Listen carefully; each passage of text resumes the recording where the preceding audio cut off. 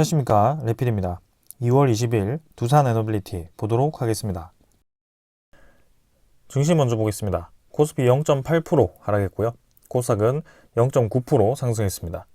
오늘 이제 코스피가 좀 조정을 받으면서 진행되었고요. 2650선으로 마무리되었습니다.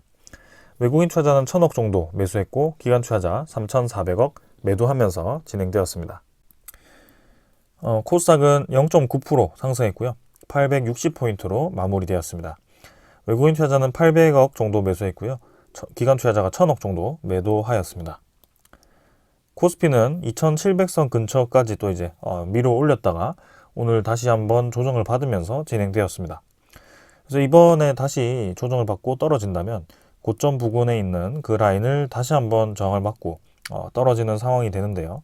지금 이제 2700선을 계속 이제 넘지 못하고 이 고점 부근에서 좀 조정을 받는 모습이 나오고 있습니다. 그래서 시가총액 상위 종목 위주가 좀 열심히 올라가다가 오늘 이제 좀 조정을 받았고요. 추가적인 이제 상승이 나올지는 이번 주, 그리고 다음 주 MSCI 리밸런싱 전까지는 좀 봐야 될 것 같습니다.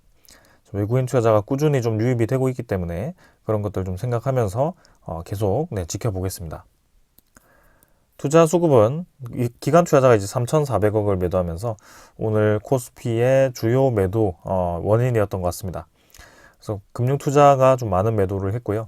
역시 이제 좀 최근에 들어왔던 그 단기 물량을 좀 이제 이탈시키면서 진행되었습니다. 하지만 외국인 투자자는 오늘도 1000억 정도 매수를 하면서 연속적인 매수를 계속 이어가는 모습을 보였습니다. 그래서 확실히 지금 코스피에는 외국인 투자자가 계속 유입이 되고 있다는 것을 볼 수 있습니다. 코스닥은 860포인트로 진행되었고요.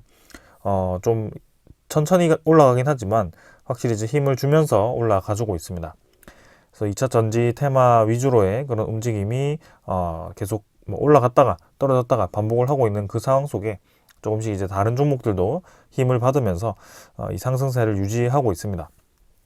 자, 코스피와 좀 동일한 움직임을 보이려면 고점 부분까지 좀 더 확실하게 좀 올라가 줘야 되는데요. 코스닥은 지금 코스피보다 확실히 이제 힘이 부족합니다. 그러나 이제 꾸준히 지금 저점 부근에서부터 좀 반등을 하고 있고요. 그 상황은 조금 더 계속 지켜보겠습니다. 하지만 코스피처럼 외국인 투자자가 연속적으로 많은 매수를 해주는 것도 아니고요. 기관 투자자의 매수도 있지 않아 보입니다. 그래서 외국인 투자자, 기관 투자자 둘 다 크게 지금 매수 없이 코스닥에서는 이탈하는 모습이 좀 보여지고 있고요. 반대로 이제 기관 투자자는 코스피에서는 좀 중간중간에 매도를 하고 있긴 하지만 그래도 전체적으로는 매수하는 양이 더 많았던 것 같습니다. 그리고 외국인 투자자는 확실히 코스피에서는 많은 매수를 진행해주고 있습니다. 환율 같은 경우는 1335원으로 진행되었고요. 0.5원 정도 올랐습니다. 비슷하게 진행되었던 것 같습니다. 고점 부근에서 계속 지금 위치를 하고 있고요. 크게 변동 없이 환율도 어느 정도 쐐기형 패턴으로 수렴을 하고 있다는 느낌입니다. 1300원 라인을 이제 거의 고착화 시키는 듯한 모습이고요. 여기서 하락을 한다면 이제 아래 밴드 그걸 이제 깨는지 그런 것들을 좀 볼 필요가 있겠습니다. 그러나 지금 단기적으로는 환율이 좀 급격하게 떨어질 만한 이슈가 당분간은 좀 없어 보입니다. 해외 증시도 미국 나스닥 다우는 아직 오픈이 되지 않았고요. 니케이는 지금 0.2% 정도 하락하면서 진행되었습니다. 상해 종합도 0.4% 상승하였고요. 일단은 크게 변동 없이 진행 중입니다. 미국 선물 지표는 0.4% 정도 상승하면서 진행 중이고요. 하락이죠. 그래서 크게 지금 많이 하락하기보다는 적절하게 하락 진행 중입니다. 유로톡스도 마찬가지 0.1% 정도 하락하면서 보합 수준으로 진행 중입니다. 그래서 여전히 이 글로벌 증시가 상승을 좀 멈추고 이제 좀 조정을 받는 듯한 모습이 보이는데요. 근데 크게 떨어지지 않고 상승분 유지하면서 적절하게 진행 중입니다. 그 다음에 이제 원자재 가격이고요. 원자재 가격은 국제유가 77달러로 1% 정도 하락했고요. 천연가스도 1.6달러로 지금 저점에서 계속 유지 중입니다. 그래서 원자재 가격은 크게 우리가 주목할 만한 사항이 없기 때문에 넘어가겠습니다. 채권금리는 4.28%로 진행 중이고요. 10년물 채권 금리가 4.3%를 이제 도달하면서 좀 이제 압박감을 주었다가 다시 한번 꺾이고 있습니다. 그래서 고점까지는 확실히 이제 시간이 많이 걸리겠지만 이제 뭐 더 올라가지 않을 수도 있습니다. 그러나 저점을 찍고 좀 이제 다시 한번 상승세를 이어가는 것이 좀 부담스럽기도 했는데요. 근데 이제 다시 한번 국채 금리가 조금 꺾이는 듯한 모습이 보이면서 긍정적인 시그널을 보이고 있습니다. 그래서 금리 인하 시그널이 이제 좀 뒤로 밀리면서 이런 국채 금리가 좀 올라가는 듯한 모습이었는데요. 주후에 이 어떤 모습을 또 보일지는 계속해서 지켜보겠습니다. 그래서 오늘 뭐 특별하게 더 큰 사항은 없기 때문에 가볍게 넘어가도록 하겠습니다. 그래서 오늘 뭐 증시는 이 정도로 가볍게 보고 넘어가도록 하고요. 종목으로 넘어가겠습니다. 두산에너빌리티 보겠습니다. 90원 하락해서 0.6% 하락했고요. 15,540원으로 진행되었습니다.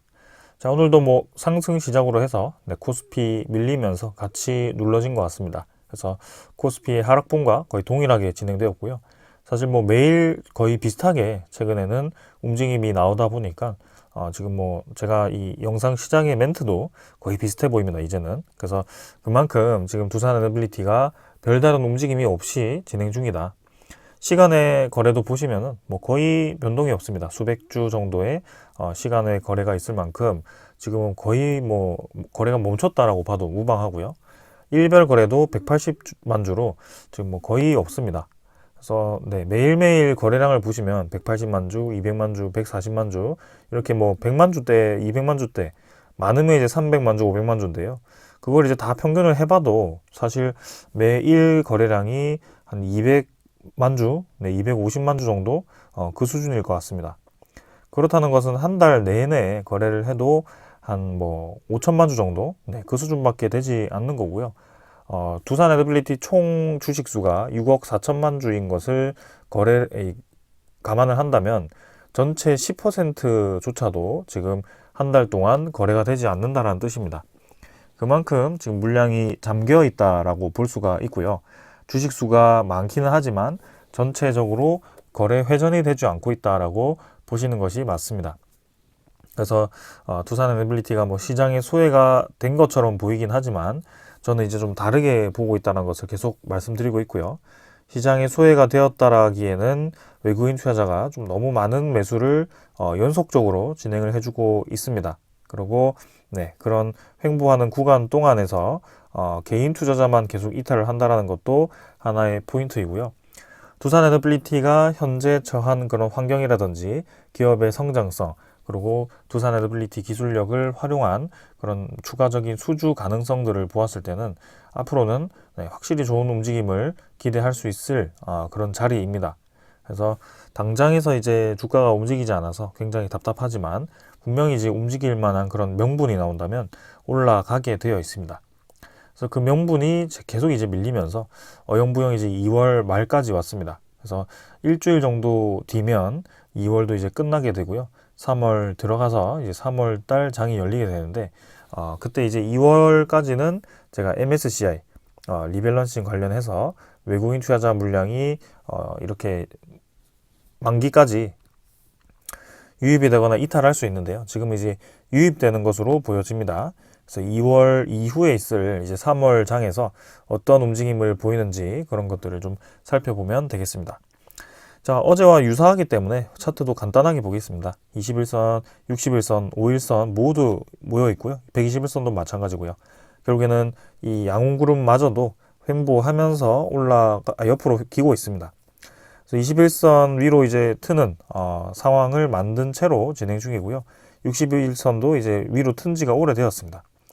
사실상 이제 121선까지도 이제 옆으로 누면서 이제 이평선들이 모두 위로 향하는 듯한 모습이 보이는데요. 이때 이제 전형적인 패턴은 이제 거래량을 빵 터뜨리면서 위로 양봉 하나를 딱 올려주는 이런 그림이 나옵니다. 보통 주식이라면요. 근데 지금 두산에너빌리티는 그런 움직임이 쉽게 나오지 않고 있고요. 저의 이 예상과는 좀 많이 다른 움직임을 계속 보여주고 있습니다. 그러나 그런 예상과 다른 지점에서 이 투자자가 집중적으로 매수를 하고 있다는 것은 굉장히 인상이 깊습니다. 그래서 어떤 움직임을 보이는지는 계속 한번 보겠습니다.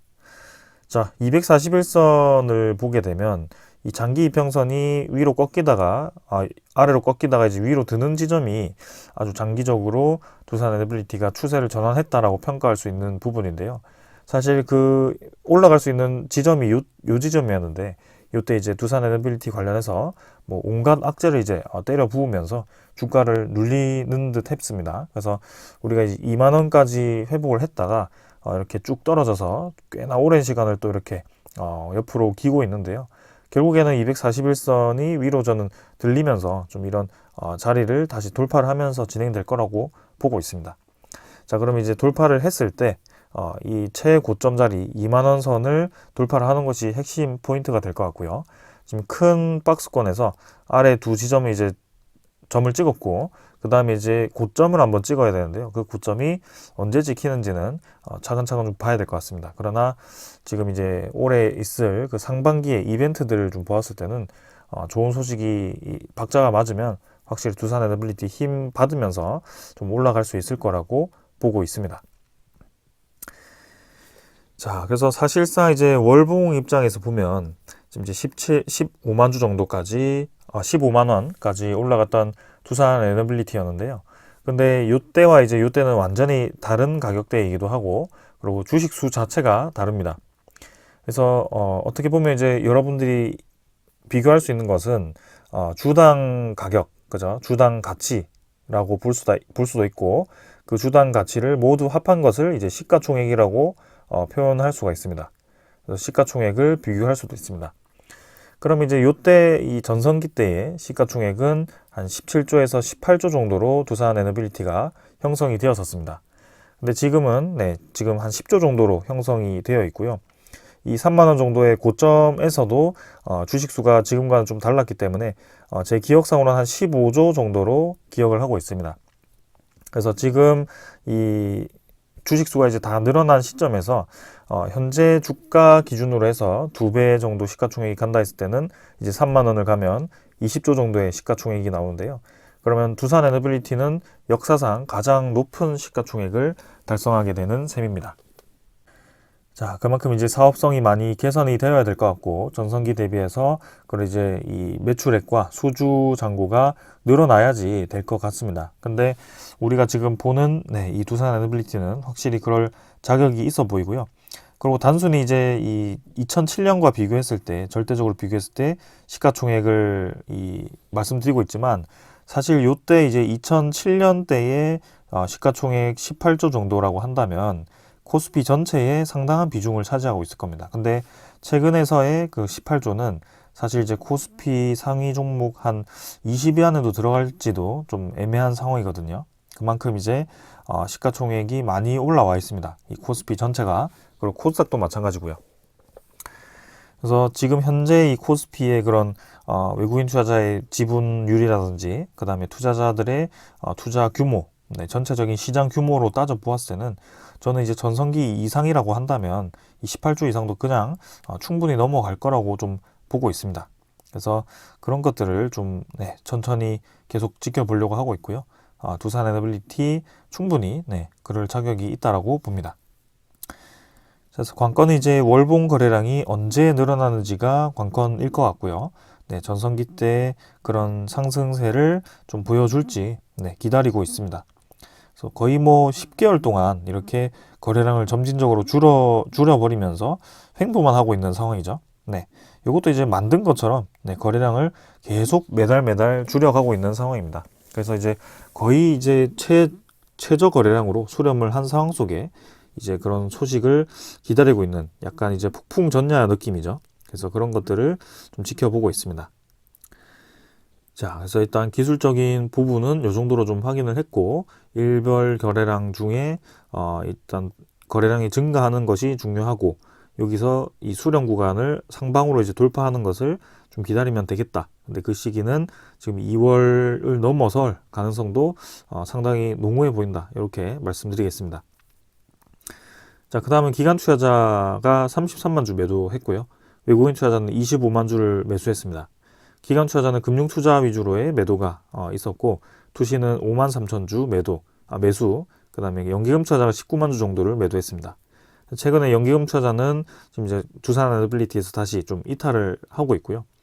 2월 2일, 8일, 13일에 매수했던 거 또 그대로 이렇게 뱉어내는 모습이 나오고 있습니다. 그래서 옵션 만기까지 매수했던 것을 또 이탈을 시키고 있는데 다시 한번 매수로 전환되는지 아니면 이 MSCI 그 리밸런싱에 맞춰서 계속 또 매도 포지션을 잡는지 그런 것들을 좀 보겠습니다. 투시는 좀 오랜만에 매수했지만 큰 매수량 아니기 때문에 넘어가도록 하겠습니다. 자, 외국인 투자자가 계속 매수하고 있습니다. 코스피를 비롯해서 관련 전체적인 그런 상위 종목들을 두산 에너빌리티 뿐만이 아니고요. 지금 전체적으로 계속 외국인 투자자가 유입이 되고 있습니다. 굉장히 많은 물량을 매수를 했고요. 두산 에너빌리티도 지금 외국인 투자자가 이 수량으로 따지면 1억 주 이상을 지금 보유를 하고 있을 만큼 상당히 많은 물량을 최근에 매수를 했습니다. 그래서 지금 어디까지 더 매수를 하는지를 좀 이제 관심 있게 보고 있는데 오늘도 매수하면서 연속적인 매수를 이어가고 있습니다. 그다음에 이제 공매도 잔고도 보겠습니다. 잔고는 661만 주고요. 전날 대비 줄긴 했지만 비슷한 수준입니다. 그래서 여기서 더 우리가 주목할 만한 사항은 없는 것 같고 오늘 이제 공매도 1거래가 좀 평소보다 늘어나 있는 모습이네요. 그래서 13만 9천 주 정도 공매도 1거래가 있었고 이때 이제 거래량 부족으로 공매도를 활용해서 거래를 했을지 충분히 시장 조성자의 공매도가 가능한 상황이기 때문에 그렇게 활용했을 가능성이 있습니다. 그래서 보유 잔고 수량이 변하지는 않았겠지만 크게 변하지는 않았을 거라고 생각하는데 일단 한번 이틀 뒤에 체크를 해보겠습니다. 그 다음에 이제 대차 잔고도 살펴보겠습니다. 자, 대차 잔고도 사실 크게 지금 변화 없는 상황이고요. 오늘도 9만 1000주 체결이 되었고 상환은 12,000주 정도 되어가지고 거의 변동 없었습니다. 2330만 주로 지금 이제 대차 잔고 형성되었고요. 전체적인 비중으로는 여전히 크게 많이 늘어나 있지 않는 상황입니다. 그래서 계속 줄어드는 추세 속에 최근에는 이제 좀 횡보를 하면서 진행 중이고 이 대차 잔고의 누적 데이터를 보더라도 지금 최근에는 큰 변화가 없습니다. 그래서 외국인 투자자에 대한 매수가 계속 이어지면서 대차 잔고 횡보하고 있고 공매도 잔고도 한 660만 주에서 700만 주 정도로 계속 옆으로 횡보를 하고 있습니다. 그래서 그런 공매도 잔고, 대차 잔고가 좀 줄지는 않고 있지만 혹시나 이제 지금 늘어나 있는 외국인 투자자의 매수량이 나중에 이제 MSCI 리밸런싱 전에 그죠? 동시호가에 좀 대량으로 거래될 가능성이 높다라고 좀 말씀을 드렸습니다. 그래서 거래원을 보시면은 지금 이제 JP모건 잠깐 계속 나타나고요. 그 다음에 신한증권, 모건스탠리까지 이렇게 세 증권사를 계속 제가 주목을 좀 하고 있습니다. 그래서 2월 29일 정도에 거래가 이루어질 텐데 그때 이 그동안 모아왔던 이 물량을 매도를 할 것인지 혹은 또 다른 외국인 투자자가 물량을 넘기면서 모건스탠리라든지 JP모건이 그 물량을 받으면서 공매도 상환에 쓰일 것인지 그런 것들을 좀 지켜보겠습니다.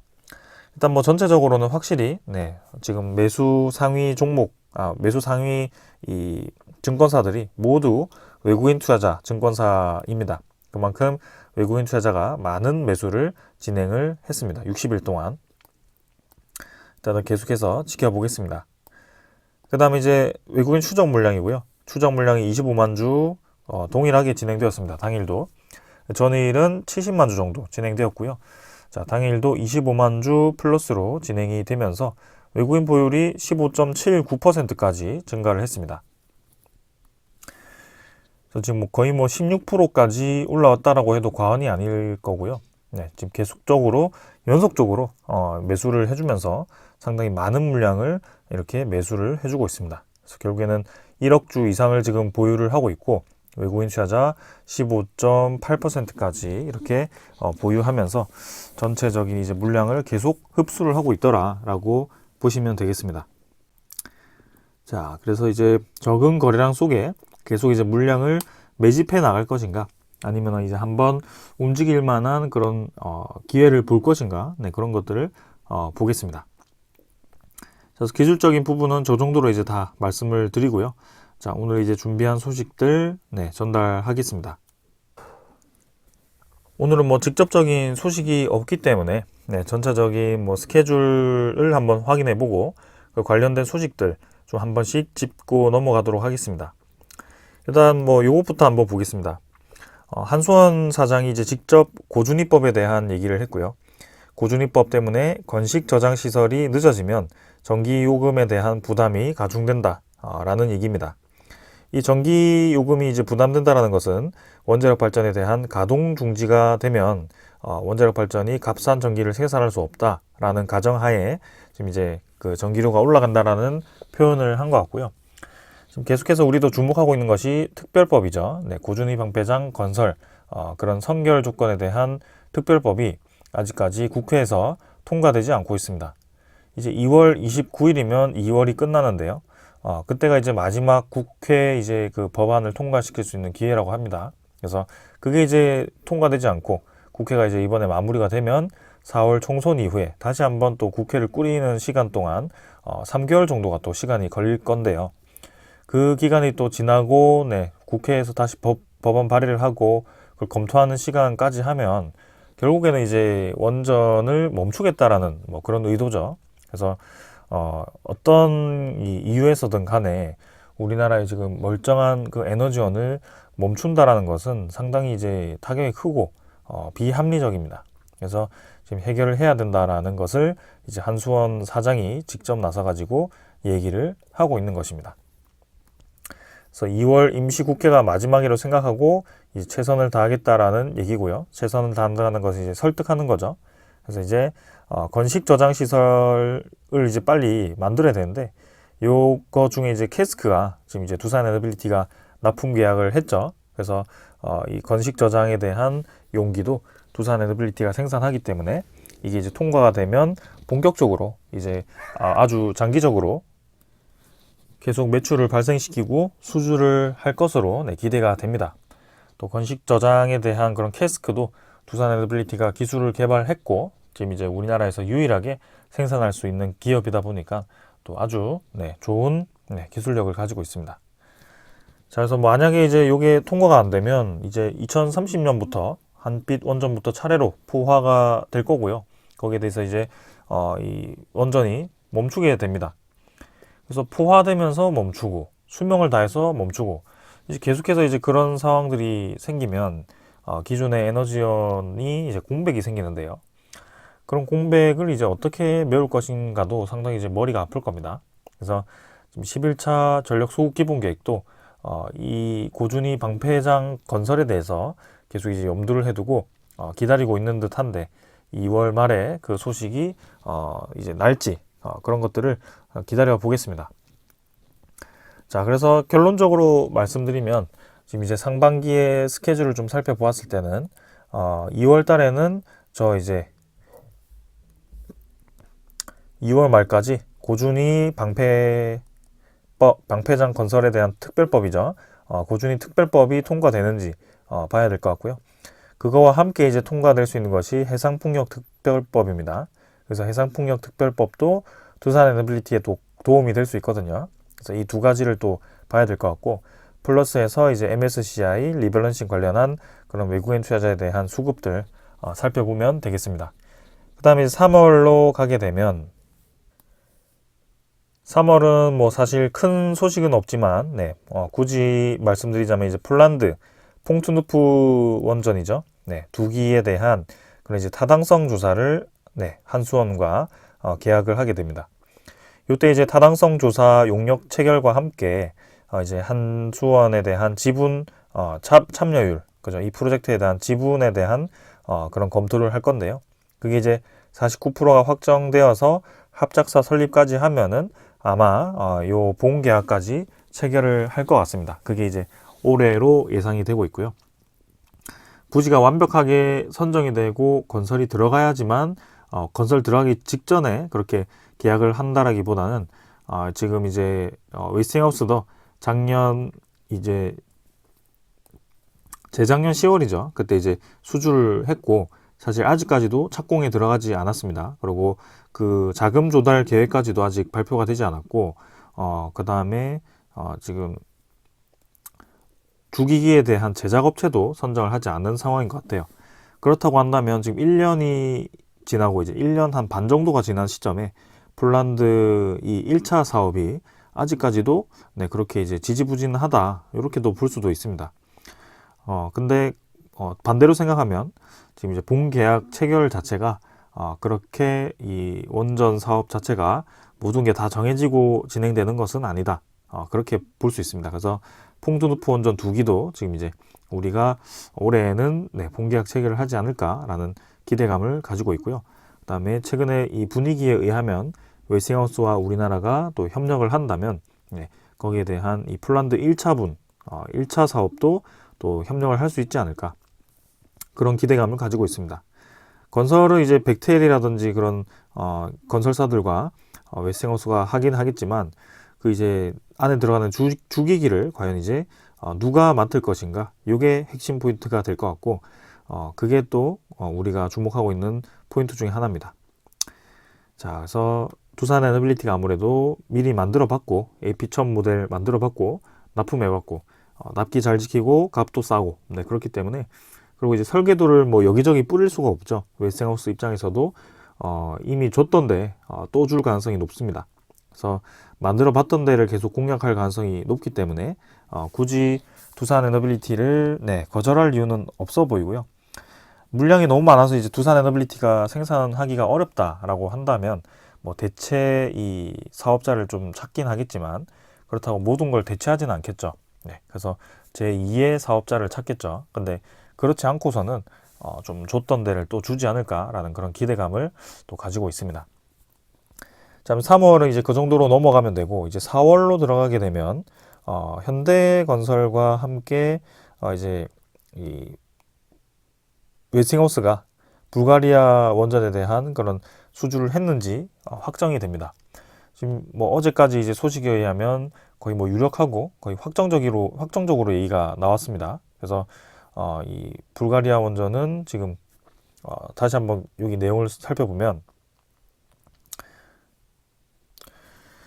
자, 커줄로드의 7, 8호기 시공 입찰에 참여한 5개 건설사 중에 현대건설이 유일하게 입찰 조건에 부합한다라고 이제 이 국회의원이 얘기를 했습니다. 그래서 2035년에 상업 운전이고 입찰 조건이 이제 원전의 설계, 건설, 공급 및 시운전에 대한 전반적이고 심층적인 지식과 경험이라고 확인을 했고요.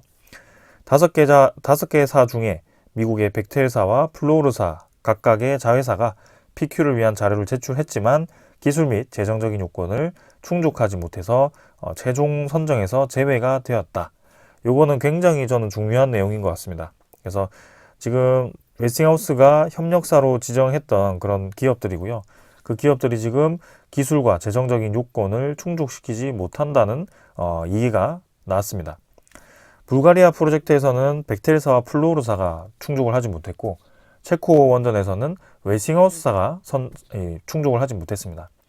그렇다는 것은 지금 가격 경쟁력이라든지 기술력 측면에서 이 제조력 입장에서는 우리나라가 지금 확실히 앞서고 있다는 것을 다시 한번 느끼게 될 거고요. 그 웨스팅하우스사가 이제 우리나라를 배제를 하려고 해도 이 국가들이 원전 건설을 검토하는 국가들이 배제를 하지 않을 것 같습니다. 그럼 뭐 이렇게 이제 궁지에 물렸을 때 합의를 할 수도 있거든요. 그래서 지금은 우리나라에 조금 상황이 유리하게 지금 진행이 되는 것 같아서 요쯤에 이제 다시 한번 좀 합의 타결을 해보는 게 어떻겠는가 그런 생각을 좀 해봅니다. 그래서 지금 이제 4월에 그 결과가 나올 것이고 뭐 수주 관련해서는 사실 뭐 두산 에너빌리티가 이 현대건설과 컨소시엄을 구성을 했는지는 잘 모르겠습니다. 현대 단독으로 들어갔을 수도 있고요.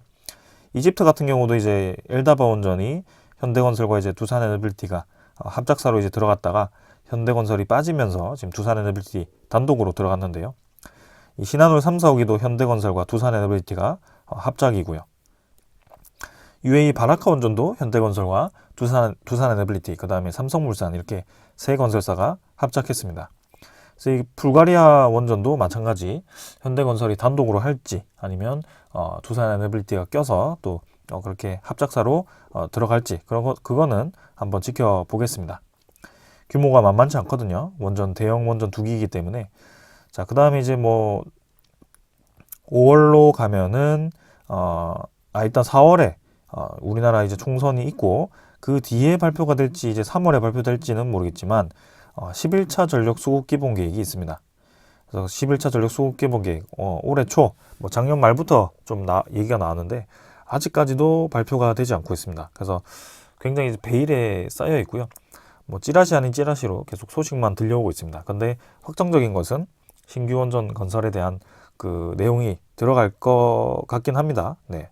최소한 이제 2기 정도, 3기 정도는 들어갈 걸로 지금 얘기가 계속 나오고 있기 때문에 공통적인 부분은 있는 것 같습니다. 근데 최대 이제 몇 기까지 늘어날지는 아직까지는 미지수이다. 그래서 그 내용이 지금 이제 2월 달에 있을 그 방패법 통과가 이제 상당히 중요해 보이고 그와 연계해서 발표될 가능성도 있어 보입니다. 그래서 방패법 통과되면 뭐 2월 끝나고 이제 3월 초에 뭐 발표할 수도 있을 것 같고 아니면 뭐 아예 그냥 총선 이후 뭐 5월 뭐 이렇게 가서 또 발표할 수도 있고요. 그래서 요거는 조금 미지수이다. 그래서 일단 요 사이에 그냥 일정으로 잡겠습니다. 그다음에 이제 5월로 가게 되면은 체코 원전에 대한 그런 입찰 평가가 있고요. 6월에 이제 발표가 있습니다. 그래서 이 두코바니 원전 1호기에서 4호기까지의 그 검토가 이제 진행될 건데요. 프랑스와 이제 우리나라의 2파전이죠.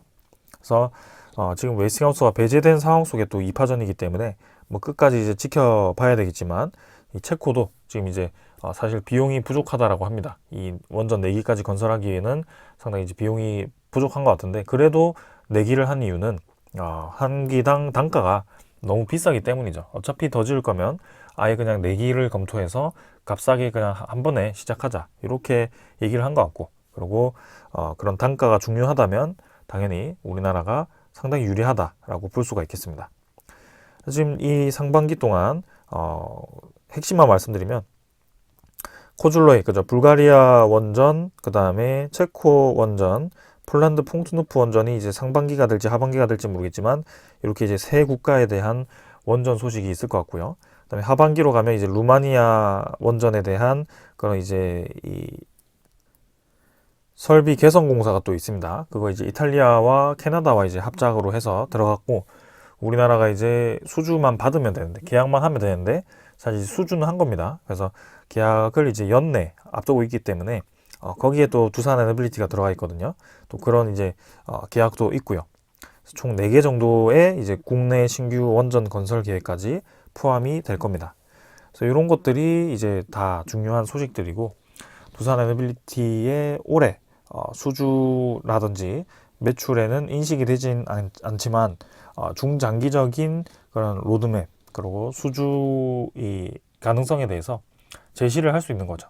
그래서 주가라는 것이 당장 뭐 내년 이만을 가지고 평가받는 것이 아니라 향후 5년 이상의 그런 평가를 했을 때 연평균 성장률이 어떻게 되는지를 이제 따지거든요. 그래서 그런 것들을 본다면 이제 두산 에너빌리티가 2028년까지 신규 수주량이 1년에 12조 8천억까지 그죠? 늘어나게 됩니다. 12조 8천억이면 지금의 이제 거의 뭐 2분의 3이죠. 그래서 확실히 지금 주가보다는 많은 힘을 받을 걸로 보여집니다. 뭐 그 외의 소식들은 사실 뭐 크게 중요한 소식들은 없기 때문에 오늘은 그냥 가볍게 이렇게 일정 정도만 정리하는 걸로 넘어가도록 하겠습니다. 자, 그래서 2월 지겹긴 하지만 2월 말에 있을 그 이벤트 기다려 보고요. 3월, 4월, 5월, 6월 이렇게 줄줄이 또 이벤트들이 있습니다. 그래서 그런 것들 살펴보면서 주가 움직임 살펴보면 되겠습니다. 자, 오늘 여기까지 하고 마무리하겠습니다. 감사합니다.